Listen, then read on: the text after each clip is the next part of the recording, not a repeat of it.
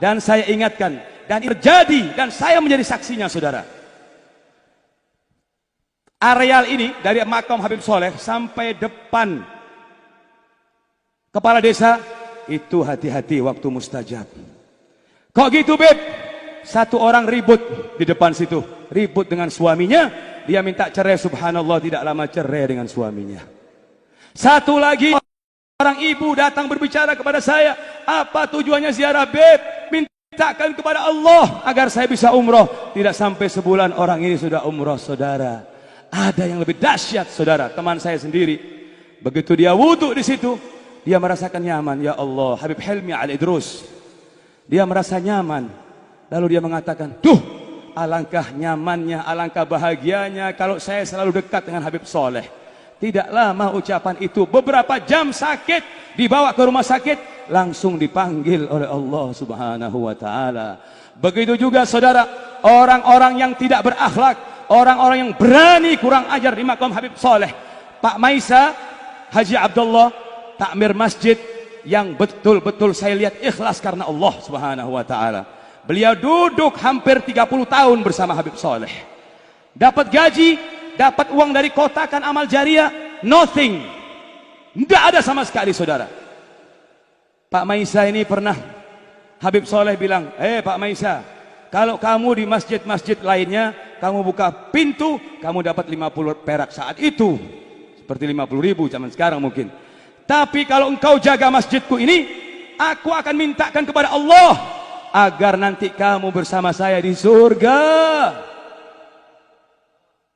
Harus do something, berbuat sesuatu. Tidak mungkin, saudara.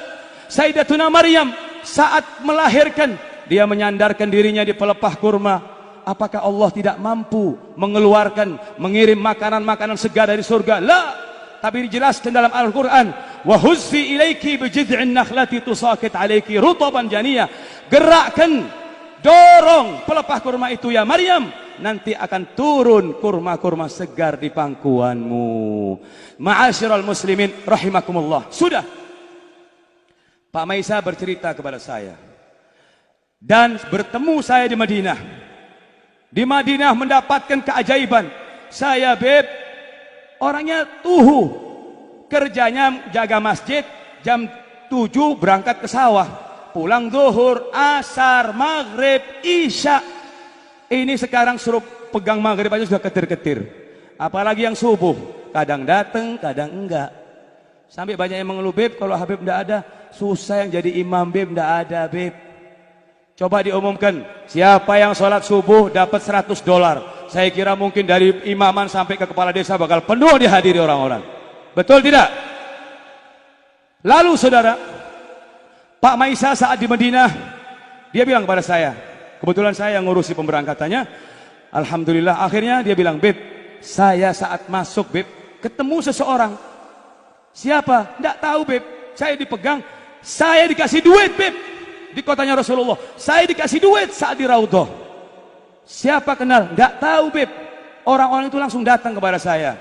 Jangan khawatir, Pak Maisa, Habib Soleh bisa datang, Habib Soleh bisa minta kepada Allah untuk menggerakkan orang-orang yang ingin membantu sampean. Dan saudara, dari cintanya Pak Maisa dengan Habib Soleh sampai keluar wilayah, keluar karamah dari Pak Maisa ini. Saat saya minta doa, Pak Maisa, istri saya hamil, doakan supaya selamat, supaya ini, insya Allah punya anak laki, Beb, kata Pak Maisa. Laki, kata Pak Maisa. Subhanallah, keluar Habib Ahmad, anak saya, itu berkatnya doanya Pak Maisa, saudara. Lalu, saudara, yang ingin saya ceritakan, Pak Maisa bercerita kepada saya, ada orang merokok di tangga masjid. Kalau bilang tangga, gimana di undang-undangnya masjid? Di situ itu namanya masjid, di situ bisa i'tikaf, di situ bisa wasilal bil imam, tidak boleh.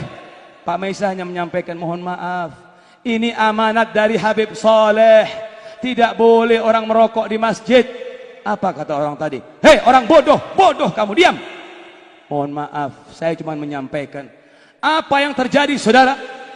Berselang seminggu Pak Maisa menceritakan, saya melihat jenazahnya orang itu, Beb, digotong diantar ke kuburan, ya Habib. Maka saudara, Allah tidak pernah memerangi hamba-hambanya kecuali dua pelaku.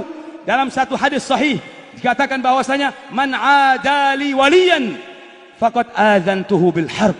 Barang siapa yang menyakiti wali-waliku, barang siapa yang menghancurkan hati waliku, barang siapa yang mengkriminalisasi ulama, mengkriminalisasi aulia salihin, tunggu, Allah tidak bakal diam. Saudara-saudara sekalian, inna wa'dallahi haqqun, janji Allah pasti benar, janji Allah pasti benar. Lambat laun kedoliman bakal hancur, saudara. Innallaha yumhil wala yuhmil. Allah memberi waktu tapi tidak pernah Allah meninggalkan. Fa idza akhadahu lam yuflithu. Kalau sudah datang perintah dari Allah, tidak akan terlepas sedikit pun dari adab Allah Subhanahu wa taala.